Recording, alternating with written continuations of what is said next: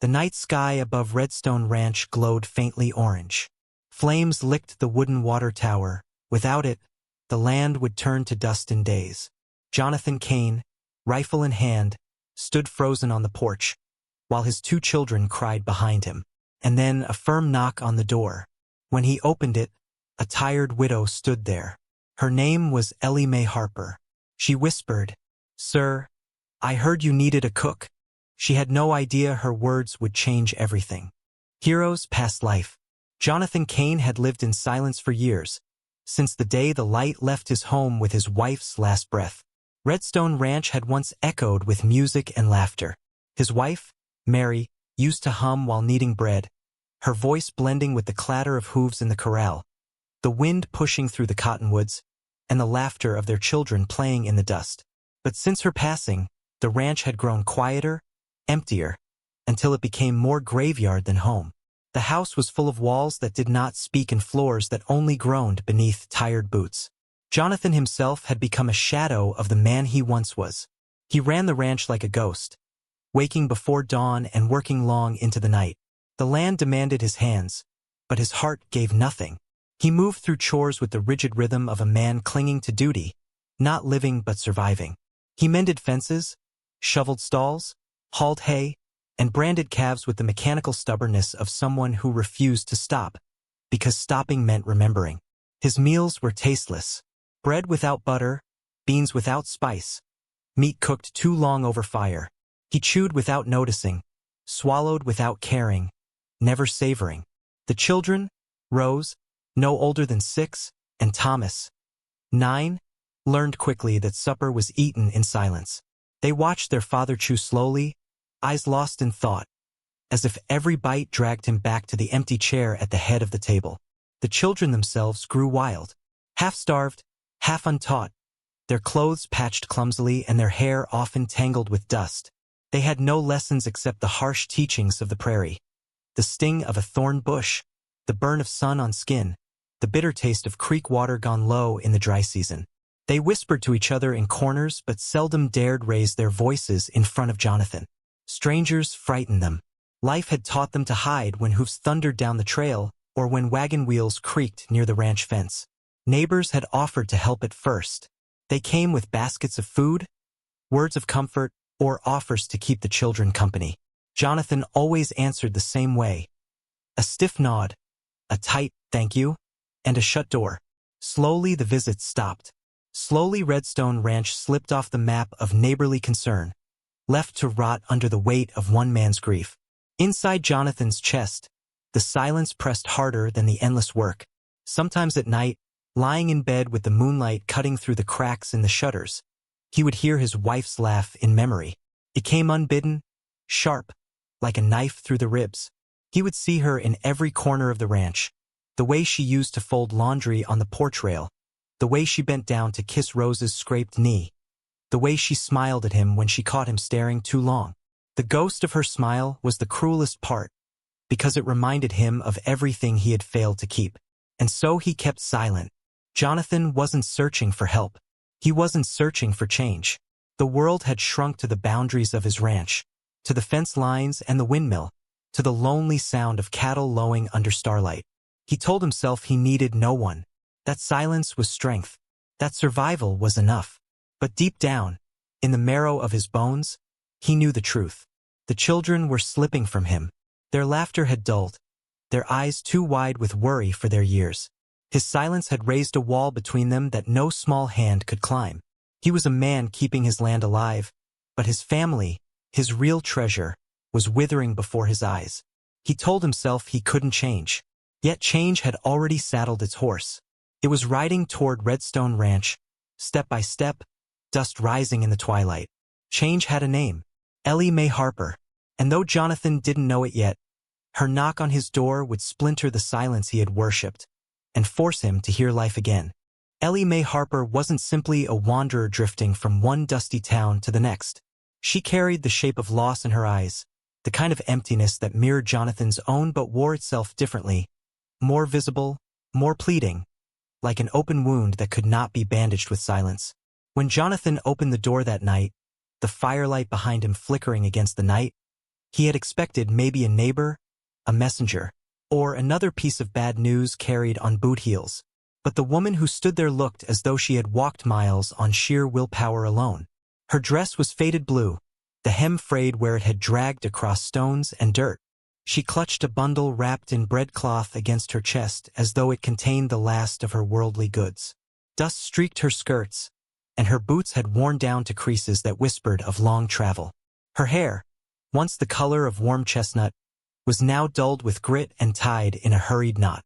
Yet there was something unyielding in her spine, something that refused to bend even though the prairie winds had nearly broken her. "I heard you needed a cook," she whispered. Her voice was hoarse, as if thirst had dragged across her throat for days. Jonathan had no answer ready. He had not placed an ad, had not written to anyone for help, had not spoken of such a need to neighbors.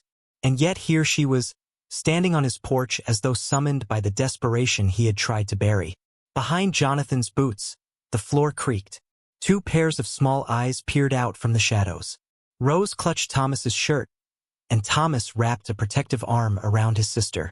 Both stared at Ellie the way wild foals stare at an approaching rider, half fear, half fragile hope. Ellie noticed them instantly. Her tired eyes softened. It was not hunger for bread or water that flashed through her then, but hunger of another kind. The deep ache of someone who longed to belong again, to pour her care into something that might still grow. She stepped forward slightly, though Jonathan had not moved from the threshold. "I can cook," she said again, stronger this time. "I can clean. I can keep house. I don't ask much. Just a place, just a chance." Jonathan's jaw tightened. He had learned to measure words carefully to give little away. His first instinct was to close the door and retreat into the silence he understood. Taking in strangers meant risk. Taking in a widow meant opening wounds he had only just managed to keep closed. But before he could speak, Ellie's bundle slipped in her arms. The cloth unwrapped slightly, revealing what she carried. Only a skillet, dented and blackened with age, and a single folded dress. That was all. That was everything she owned. Her eyes met his then, unflinching. There was no shame in them, only an iron will wrapped in exhaustion. And Jonathan, for the first time in years, saw himself reflected, not the strong rancher people remembered, but the broken man who had nothing left except duty and two children clinging to him. Rose tugged at her brother's sleeve and whispered something too low for her father to hear. But Ellie caught it. The girl had said, "She smells like bread." That whisper settled something in Ellie's chest. She hadn't baked real bread in months. Not since she'd left the boarding house kitchen in Dry Creek when wages dried up and work vanished. But the memory of it clung to her, the flour on her hands, the warmth of an oven, the laughter of sharing food around a table. She had lost her husband to fever, lost her small cabin to debt, and lost her place in town when the landlord slammed the door. She had walked miles carrying that skillet and hope like a cross on her back. And now, here were two children looking at her as if she might be something more than a stranger. Jonathan cleared his throat, but words stuck like burrs. He wanted to tell her no. He wanted to send her away before his heart remembered what it meant to need someone. Yet his silence stretched too long, and Ellie, sensing hesitation, did something bold. She crouched down, lowering herself to the children's height, and unwrapped the cloth further. From the folds she pulled a crust of cornbread, stale and dry but still food. She broke it in half and held it out. "Would you like a bite?" Rose's eyes widened. Thomas shook his head quickly, suspicious, but his stomach betrayed him with a low growl. Ellie smiled faintly, not offended, just patient, as if she had expected mistrust. She set the bread gently on the porch floor between them and withdrew her hand. Something in Jonathan cracked then. The sight of his children staring at that pitiful piece of bread, so eager, so hesitant, was too much. He realized how far they had fallen, how little warmth his house gave them. And this widow, ragged and hungry herself, was offering what she could. Ellie straightened slowly, her knees popping from the long miles she had walked. She said nothing more. She simply waited. Behind them, the fire at the water tower hissed and popped, casting sparks into the night sky. The ranch was one breath away from ruin. Jonathan felt the weight of it pressing down. The tower, the land, the children, his silence. And now, this woman at his door. She was a stranger, yes, but she was also someone in need. And deep in the hollow of his chest, Jonathan Kane knew the truth he would not speak aloud. Perhaps need was what bound people together, even more than love. The first night Ellie Mae Harper stepped into the Kane house. She carried with her more than a skillet and a folded dress. She carried determination and the strange ability to move inside silence without being crushed by it. Jonathan, after a long pause at the door, had finally stepped aside. He didn't welcome her with words. He didn't offer a seat. He simply moved out of the way and let her cross the threshold, as if unsure whether he had invited a ghost or a savior into his home. The house smelled of dust, cold ash, and loneliness. The hearth had not known flame in days, maybe weeks. Dirty dishes sat stacked in the corner. A pot with dried beans crusted along the rim. A pan so black with old grease that even fire might hesitate to lick it clean. The air was sharp with emptiness, as though the walls themselves had forgotten what warmth felt like. Ellie set her bundle down gently. She didn't comment on the filth. She didn't scold the man or pity the children. She simply rolled up her sleeves, tied her hair back with a strip of cloth, and knelt before the hearth. "Fetch me kindling," she said softly. The children blinked at her, startled to be addressed. Rose glanced up at her father, waiting for permission. Jonathan stood stiff in the doorway, rifle still leaning against his shoulder as if he couldn't quite put it down. Finally, with a faint nod from him, Thomas shuffled toward the pile of wood stacked by the wall. His small hands trembled, but he carried a few sticks over and dropped them beside her. Ellie struck flint, coaxed spark to flame, and soon a faint glow licked the chimney. She fed it carefully, whispering to it like an old friend, until the hearth crackled alive. The children edged closer, eyes reflecting firelight. For the first time in months, warmth crept into the house. Jonathan watched without moving. Something about the sight pried at him. This woman, ragged and weary, had walked in uninvited and found life where he had let it die. From her bundle, Ellie pulled the skillet, wiped it with her apron, and poured in a handful of beans she had saved from her own meager supply. She added scraps she found in his pantry. An onion dried to paper, a pinch of salt, the last scoop of cornmeal. She stirred with calm hands, humming under her breath, a tune so soft it nearly vanished beneath the hiss of fire. The smell rose quickly. Beans simmering, onions sweetening, cornbread baking against the hot iron. Rose's eyes widened, her mouth open in silent wonder. Thomas tried to look unimpressed, but his stomach betrayed him again with a low rumble. When the food was ready, Ellie set it on the table, not waiting for permission.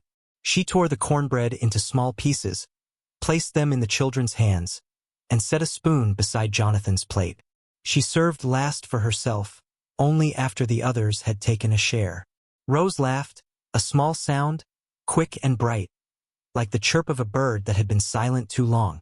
The sound startled her father. He looked at his daughter as though seeing her for the first time in years. Then his gaze shifted to Ellie. No words passed between them, but Jonathan felt something stir in him, an unfamiliar mixture of gratitude and unease.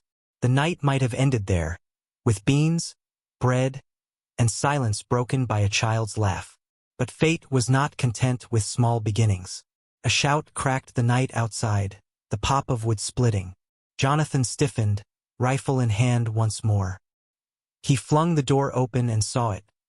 Sparks leaping from the base of the water tower, flames crawling higher, reaching greedily for the tarred timbers. The water tower, the heart of the ranch. Without it, the cattle would thirst, the fields would shrivel, and Redstone would die within days. Jonathan froze, caught between terror and rage. His hand tightened on the rifle, but what could bullets do against fire?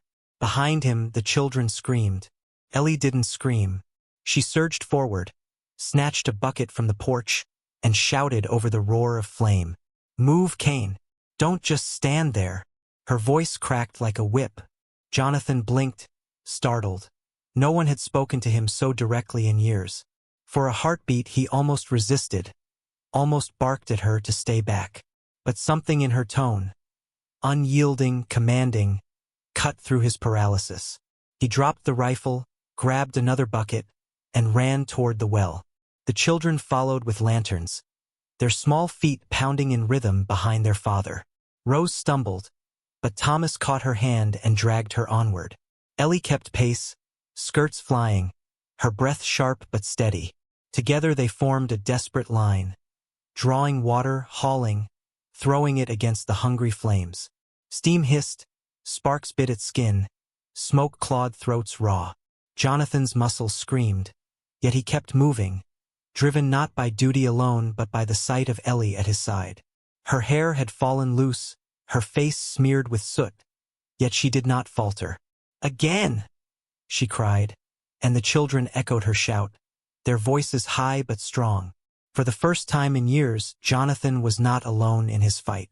For the first time in years, his children worked beside him as part of something greater than fear. They were a family, bound by fire, sweat, and stubbornness. Hours blurred into heartbeats. The tower smoked but did not fall. At last, with one final bucket thrown together, the flames hissed and died, leaving only charred timbers and the reek of burned tar. Jonathan sank to his knees, chest heaving. Rose collapsed beside him, clutching his arm. Thomas coughed, his face black with soot. Ellie stood over them all, bucket dangling from her hand. Her shoulders trembled with exhaustion, but her eyes burned brighter than the flames had. She looked down at Jonathan, not with pity, not with reproach, but with the fierce steadiness of someone who had chosen to fight, and would choose it again. In that moment, Jonathan understood. This woman was not a guest. She was not simply a cook seeking shelter. She was something else entirely, an answer he hadn't known he was waiting for. The days that followed the fire settled into a rhythm, though it was unlike any rhythm Jonathan Kane had known in years. The house, once cloaked in silence, now breathed with small sounds. Rose's laughter, timid at first, began to ripple through the halls like the creek after spring rain. Thomas, who had carried the weight of his father's silence too long, now allowed himself moments of boyish mischief, teasing his sister, racing to the barn, daring to whistle again. Even Jonathan felt the shift, though he did not speak of it. He caught himself listening for Ellie's humming in the kitchen, the scrape of her knife on the cutting board, the soft thump of bread dough against the table. Ellie herself worked as though she had always belonged. She mended curtains, scrubbed floors, coaxed order out of chaos. She taught Rose how to braid properly, and Thomas how to sharpen a knife without cutting himself. At night she sat by the fire with them, reading from an old Bible she carried, her voice steady and low. But beneath this fragile rebirth, something darker stirred. Jonathan felt it when he checked the tower's charred timbers. He felt it in the unnatural quiet along the fence lines, as though the land itself held its breath. The fire had not been an accident. He hadn't spoken it aloud, but he knew. The flames had climbed too clean, too quickly, as if guided by oil or pitch. Someone had set it, and the question of who gnawed at his mind like a rat in the grain bin. Ellie sensed it too, though Jonathan offered no words. She had an instinct for wounds left untended, for silence that meant more than grief. And one morning, as she dusted the mantel, her hand brushed against a box half hidden beneath a stack of old ledgers. She pulled it free before Jonathan could speak. The box was cedar, its lid warped from years of heat. The latch stuck for a moment, then gave. Inside lay folded letters, brittle with age. The top one bore a woman's handwriting, elegant, sure. Ellie read the name aloud in a whisper. Mary Kane. Jonathan's breath caught. His hand twitched as if to snatch the box away, but he stopped himself. Shame, grief, anger, all warred in his eyes. Ellie unfolded the first letter. The ink had faded, but the words still burned. Warnings written in a wife's careful hand. She spoke of men who came on horseback, carrying papers and threats. She wrote of the railroad company's thirst for Redstone Spring, how they had measured the land with greedy eyes. She had begged Jonathan not to ignore them, begged him to fight for their home. Ellie set the letter down slowly, as though it weighed more than iron. She knew, she said. Jonathan turned away, jaw clenched. That was years ago. Nothing came of it. Nothing yet, Ellie countered. She picked up another letter, then another. Each carried the same plea, the same fear. Mary had seen what was coming, even as illness hollowed her. She had left behind not only love, but warning. And Jonathan, drowning in his grief, had buried those letters as deep as his voice. Ellie laid them all out on the table. The children watched from the doorway, wide-eyed and silent. Rose clutched Thomas's sleeve, sensing the storm in her father's silence. "You've been quiet too long," Ellie said, her voice steady. "Quiet when your wife begged you to speak. Quiet when your children needed more than a shadow. Quiet when your land was set ablaze." Jonathan's hands curled into fists. "What would you have me do? Raise a gun against the railroad? Fight men with money enough to buy this whole valley twice over?" Ellie slammed her palm on the table, the letters trembling beneath it. "They don't want your money. They want your water. And when they take it, it won't just be your ranch that dies. It'll be every family in Dry Creek. Every child who drinks from these springs." Her words struck like hammer blows. Jonathan stared at her, breath ragged, the weight of his silence crushing harder than ever. For years he had told himself survival was enough. That tending cattle, patching fences, and keeping his head down would protect what little remained. But Ellie's voice tore that illusion apart. His wife had begged him to fight. His land had already been marked by flame. And his children were watching him, waiting to see if their father was a man who would stand or a man who would hide. The room held its breath. Finally, Jonathan spoke, his voice low, rough with disuse. "If I fight them, I may lose everything." Ellie leaned closer, her eyes fierce.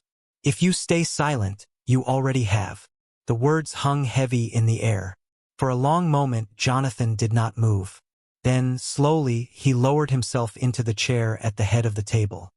His shoulders sagged, but there was a new weight in his gaze. Not grief this time, but something harder.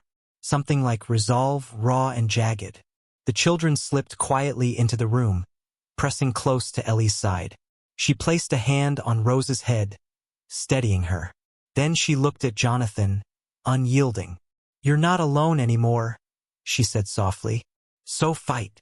Outside, the prairie wind moaned through the dry grass. It carried the smell of smoke, faint but real, as if to remind them all that the fire had only been the beginning. The threat was growing, and silence would no longer protect them. Dry Creek was a town that knew how to keep its head down. It had lived too long in the shadow of bigger men. Railroad barons, cattle kings, sheriffs with more fear than spine. Folks went about their business, heads bowed, mouths shut. But every town has its breaking point, and that line was waiting to be drawn the day Jonathan Kane and Ellie Mae Harper rode in. The morning was cold, the kind that turned breath to fog and set boots ringing on the hard-packed earth. Jonathan rode at the front, his broad frame straight in the saddle, though inside he carried the weight of the world. Behind him, Ellie sat on a bay mare she'd borrowed from the Kane stables. Her hair was tied back, her face set in determination that burned hotter than any fire. The children had begged to come, but Jonathan had refused. Thomas's eyes had darkened with frustration, but he'd stayed silent. Rose had only clung to Ellie's skirts the night before, whispering, "Promise you'll come back." Ellie had kissed the girl's forehead and answered with steady words, "I'll come back, and so will your father." By the time they reached Dry Creek, the town was awake. Wagons rattled, dust rose in pale clouds, and the blacksmith's hammer rang against the anvil. But talk stilled when the two riders passed. Windows filled with eyes. Men leaned against posts, their arms crossed, their faces unreadable. They had all heard whispers of the fire at Redstone. They had all seen the men who rode into town wearing the colors of the railroad, carrying heavy purses and heavier threats. Jonathan dismounted in front of the saloon. He tied his reins with hands steady as stone, though his heart beat like a drum. Ellie swung down beside him. They shared a glance. Not words, not comfort, just the silent understanding of two people walking into the lion's den together. Inside, the saloon smelled of whiskey, sweat, and smoke. The piano in the corner was silent. A handful of men sat at tables, their hats low, cards limp in their fingers. Behind the counter, the barkeep polished glasses without meeting anyone's eye. At the far end, near the fireplace, sat the railroad agent. He was a polished man in a polished suit, his boots gleaming as though the trail had never touched them. A gold chain ran from his vest pocket, and his smile was a weapon more dangerous than any pistol. Two men flanked him, hired muscle, their coats heavy with the shapes of guns. "Well, well," the agent said, rising smoothly. "Mr. Kane, I was beginning to wonder if you'd ever come to your senses. And you brought company." His eyes slid over Ellie, dismissing her with a curl of the lip. Jonathan's jaw tightened. He wanted to speak, but before he could, Ellie stepped forward. "We came to hear your offer," she said. The agent chuckled, waving to the barkeep for whiskey. "Offer? My dear, it isn't an offer. It's salvation.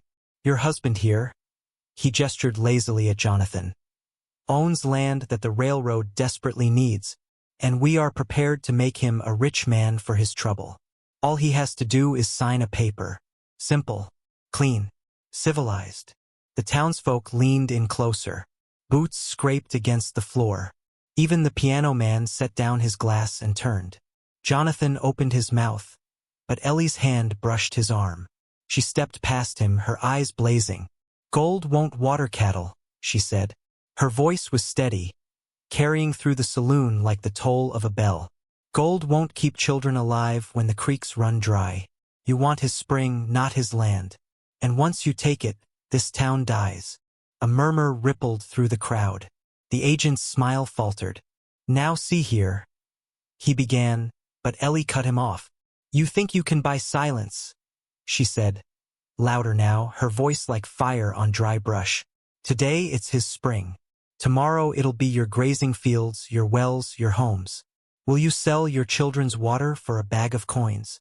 Her words struck like bullets. The blacksmith at the back of the room straightened, his hammer still in his fist.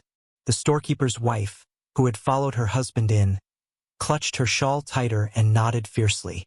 A ranch hand near the door slammed his fist on the table. The agent's smile vanished. His hands trembled as he set down his untouched whiskey. "Enough of this nonsense. These are ignorant words meant to stir fools. The railroad will bring prosperity. The railroad will bring chains," Ellie shot back. "Chains made of gold, but chains all the same. You'll eat their bread today, and tomorrow you'll beg for crumbs."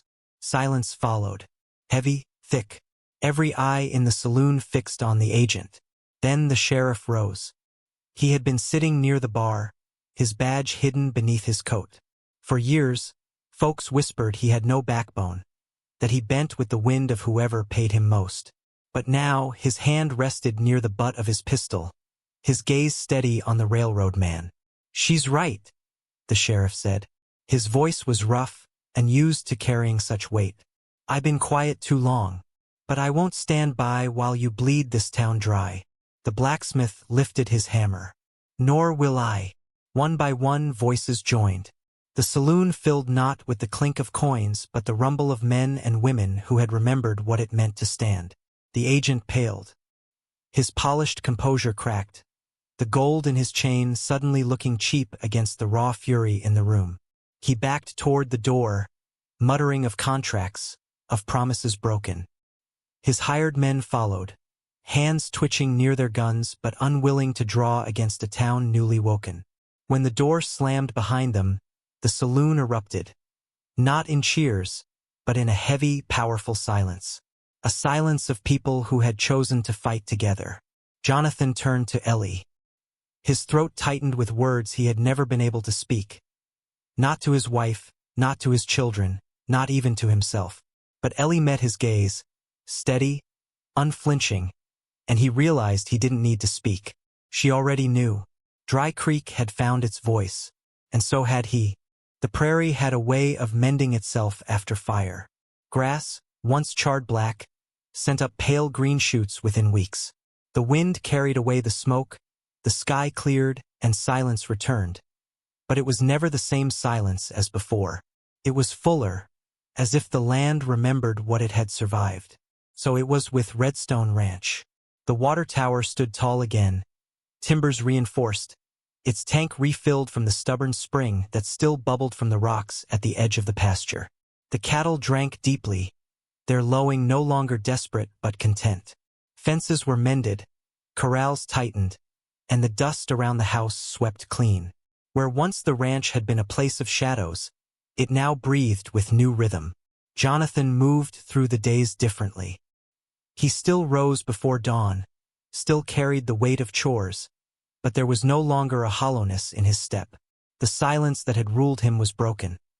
Sometimes by a child's laughter, sometimes by Ellie's humming, sometimes by his own voice, rough and uncertain, but present. He had not spoken much at the saloon, but that night in Dry Creek had cracked something open.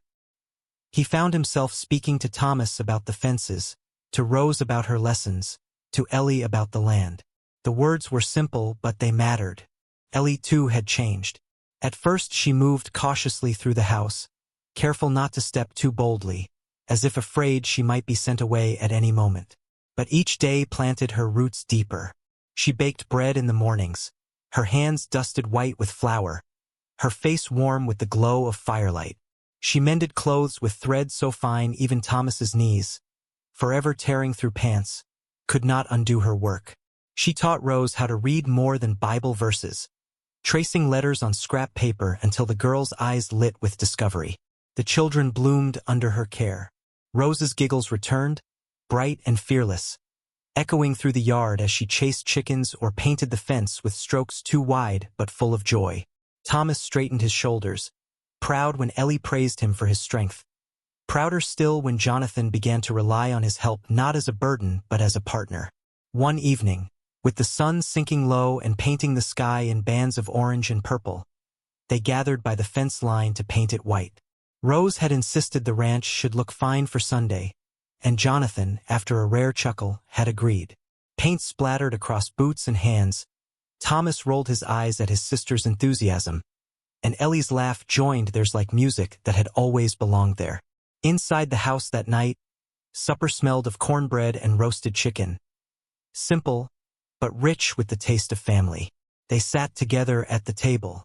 Jonathan bowed his head, not in silence this time but in prayer, his voice low but steady as he thanked God for food, for home, and, though he didn't say her name, for the woman who sat across from him. The children ate eagerly, crumbs scattering, laughter bubbling up like spring water. And when the plates were cleared, and the fire glowed low, Rose leaned against Ellie's side, her small voice barely more than a whisper. "Mama!" The word fell soft, but it rang louder in Jonathan's heart than any gunshot. He lifted his head, startled. His eyes moved to Ellie, and for the first time in years he smiled.